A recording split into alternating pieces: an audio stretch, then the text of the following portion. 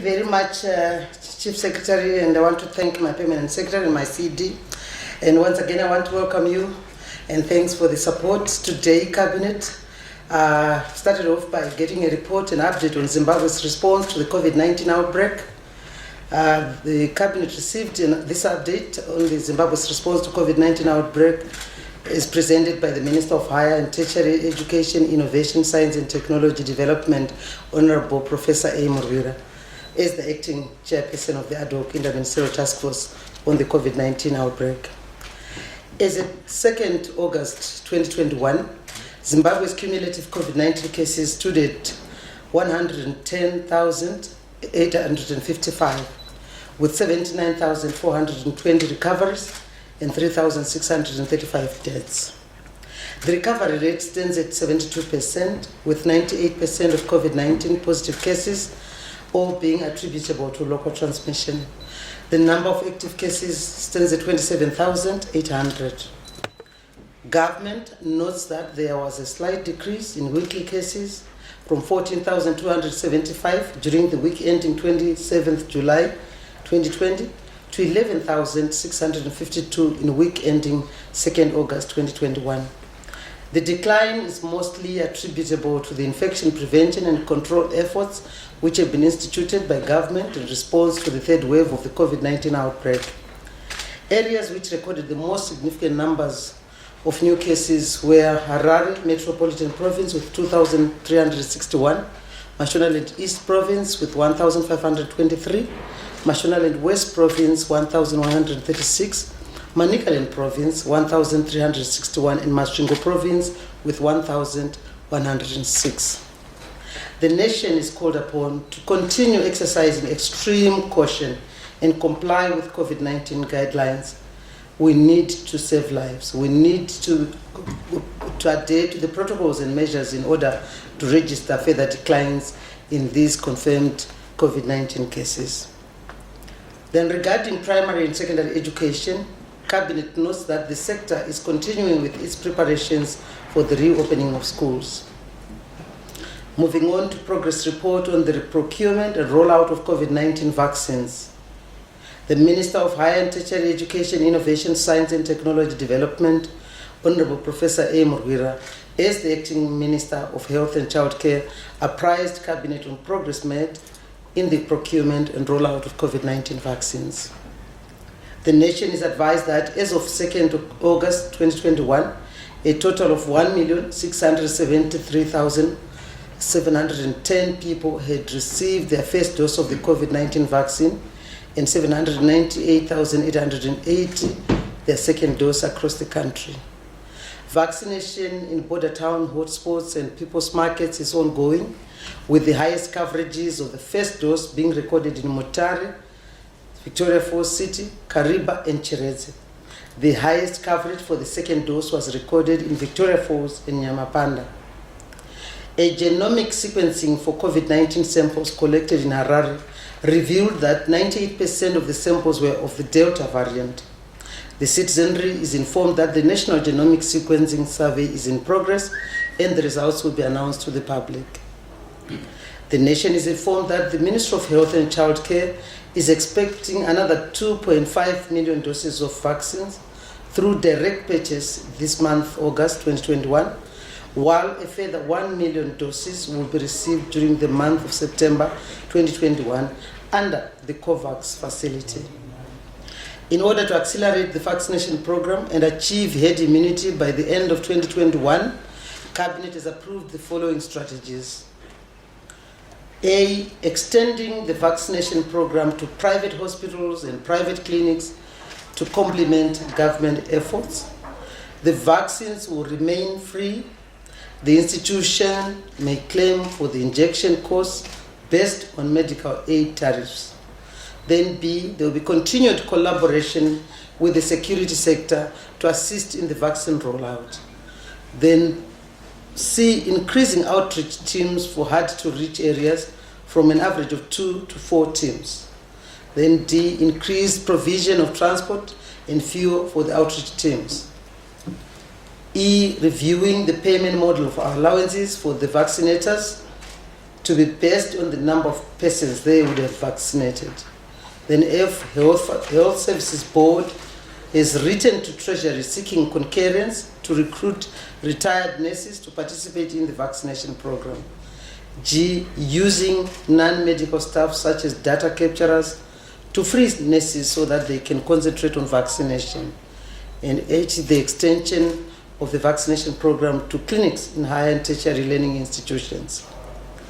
Cabinet is grateful to the private sector players who are partnering government in its quest to have the citizens vaccinated.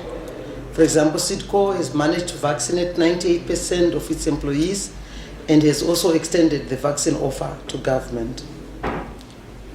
Then we move on to the update on the 2021 winter wheat production and the maize and cotton selling season. The Minister of Lands, Agriculture, Fisheries, Water and Rural Settlement updated Cabinet on the 2021 winter wheat production and maize marketing season. The nation is advised that of the 85,000 hectares that had been planned for wheat, 66,435 hectares were planted.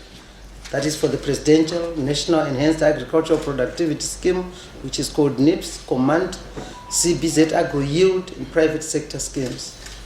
This is about 78% of the target area and 50% above that of last year. The area planted of 66,435 hectares is the third highest since independence and is only surpassed by plantings in 2004, where we had about 70,585 hectares, and in 2005, where we had about 67,261 hectares. Wheat stocks were 79,820 metric tons for week ending 2 August 2021, and that is sufficient until to take us to the next harvest, which is expected to commence in September this year. It is highlighted that 629,000 metric tons of maize, 11,000 metric tons of soybean, and 65,000 metric tons of traditional grains has been delivered to the GMB as at 2nd August 2021. All grain, and that is wheat, maize, traditional grains, and soybeans, delivered to date is valued at over 23 billion, of which 14 billion has been paid to farmers, giving an outstanding balance of about 9.4 billion. All efforts are being made to ensure that the backlog is cleared post-haste. Going on to tobacco marketing, Cabinet reports that cumulative sales were 199.6 million kilograms, which are valued at US $555 million, compared to the 176 million kilograms valued at US 440 million that were sold during the similar period last year. The prices paid were 26.1% firmer than the previous year, and this was due to the improved quality offerings by farmers. On exports, 76 million kilograms valued at US 295.5 million have been exported, compared to the 83 million kilograms valued at US 273 million, which was exported during the similar period the previous year. On seed cotton intake, a total of 82,189 metric tons valued at 4.6 billion have been received at COTCO depots. This intake has surpassed the 2020 figure despite being 55% of the targeted deliveries. COTCO has paid 690 million Zimbabwe dollars and US 1.3 million to farmers. That is the COTCO, what they have paid so far to the farmers. And we move on to the update on the e-learning strategy. Cabinet received an update on the national e-learning strategy, which was presented by the Minister of Information, Communication, Technology, Postal and Courier Services, Dr. Mswere. As the nation may recall, Cabinet approved the national e-learning strategy in the first quarter of 2021. The objective of the national e-learning is to transform the education sector through the development of adequate technological capacity for both learners and educators, regardless of geographical location or economic circumstances.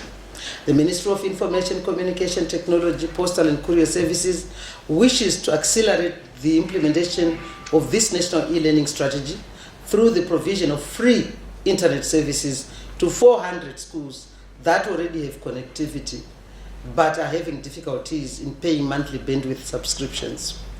The schools will be provided with data for 9 months.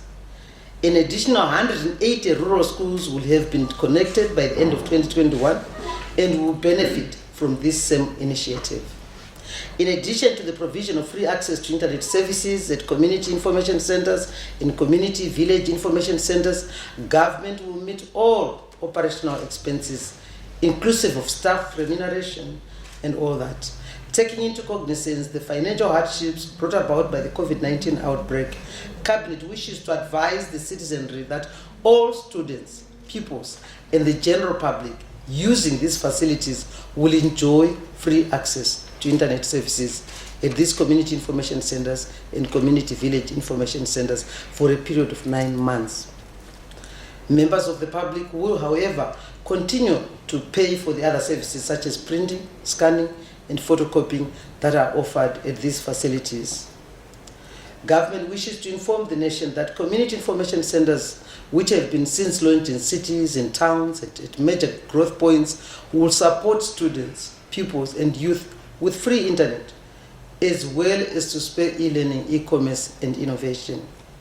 All the above initiatives will be implemented through the Postal and Telecommunications Regulatory Authority of Zimbabwe, that's POTRAS.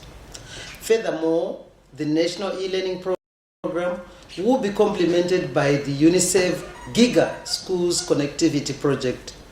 The project, which is a response to COVID-19 pandemic by UNICEF and the International Telecommunications Union, ITU, has the following pillars.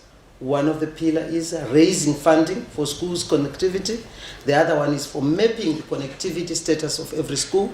Then the third one is connecting the unconnected and poorly connected schools to the internet.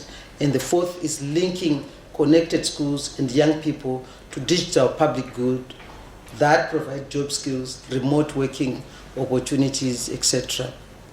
The overall objective of GIGA in Zimbabwe is to connect every school to the internet and afford every young person access to information.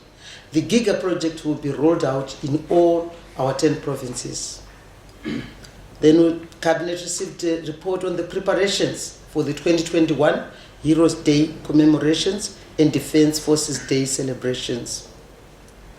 The Minister of Local Government and Public Works is the acting chairman of the Cabinet Committee on State Occasions and National Monuments, that is Honorable July. He briefed Cabinet on the 2021 Heroes Day commemorations and the Defense Forces Day celebrations. There will be small gatherings this year to mark the Heroes Day commemorations. The 2021 main Heroes Day commemorations, which will be held on 9th August at the National Heroes Acre, will be a hybrid event with a small gathering of 200 people depicting the national outlook, such as war veterans, spouses of heroes and heroines, and the youth. At this occasion, His Excellency, the President Comrade E.D. Mnangagwa, will address the nation using virtual platforms. In addition, the President will confer medals on 16 recipients in various categories of honors and awards. Heroes Day commemorations will also be held at all the provincial shrines on the same day, where Ministers of State for Provincial Affairs and Devolution will officiate. Gatherings at the Provincial Heroes Acre will be limited to 50 persons, and these 50 persons should be drawn from the respective districts in that particular province. The Ministers of State will also confer medals on nominees of the 2021 honors and awards. Then the Defense Forces Day celebrations will be held on the 10th August 2021 at State House in Harare, with the rest of the nation following proceedings on virtual platforms. The Heroes Day commemoration and Zimbabwe Defense Forces Day celebrations will only be attended by fully vaccinated persons. In addition, attendees will also be subjected to testing for COVID-19 on the day of the event. Then Cabinet got reports on the 700-day cycle of the Second Republic. Cabinet received and approved progress reports on the 700-day cycle of the Second Republic, and these were presented by the Minister of National Housing and Social Amenities, Honorable D. Garwe, and the Minister of State for Presidential Affairs and Monitoring of and Implementation of Government Programs, Honorable Joram M. Gumbo. On projects under the Ministry of National Housing and Social Amenities, Cabinet was informed that in Harare, 2 blocks of 4-story, 3-bedroom flats constructed for accommodating doctors in Marimba were ready for commissioning.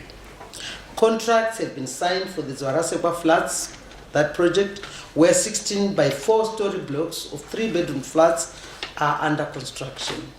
The delivery of materials has commenced and artisans have been recruited.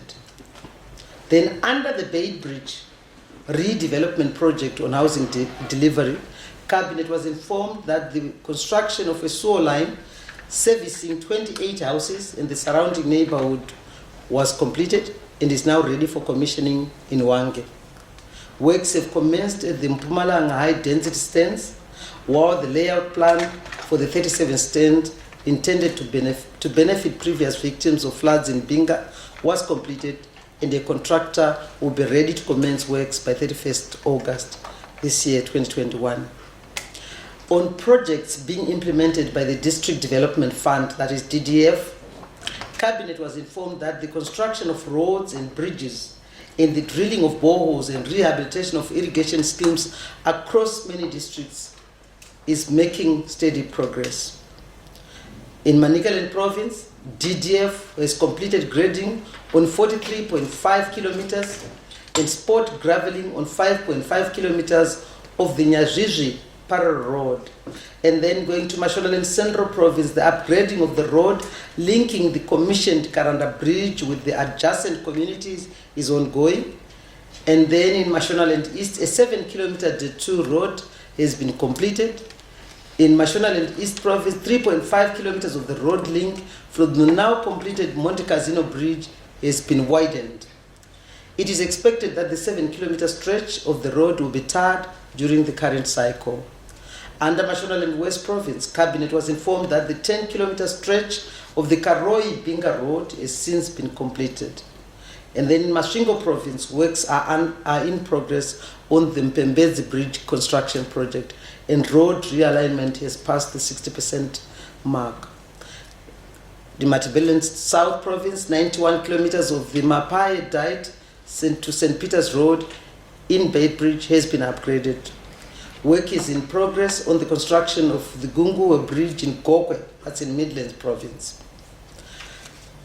Under irrigation scheme rehabilitation, Cabinet was informed that works to replace the vandalized transformer at the Lesan Bay scheme in Zimba are at an advanced stage, with a 225 kVA transformer already on site and the procurement of the MCBs and other ancillary materials completed. The only outstanding activity is the installation of the transformer by ZESA, and the irrigation activities will be back to normal. On dam rehabilitation, the Garia Dam in Cholocho, that's in Matabele North, has reached 60%, while rehabilitation works on the dam wall spillways has reached 90% completion. About 20,000 people will be able to access water for domestic use and also for livestock upon completion of the rehabilitation works. A total of 69 boreholes were drilled and completed out of a target of 80. These boreholes will go a long way in ensuring provision of safe and clean drinking water to beneficiary communities.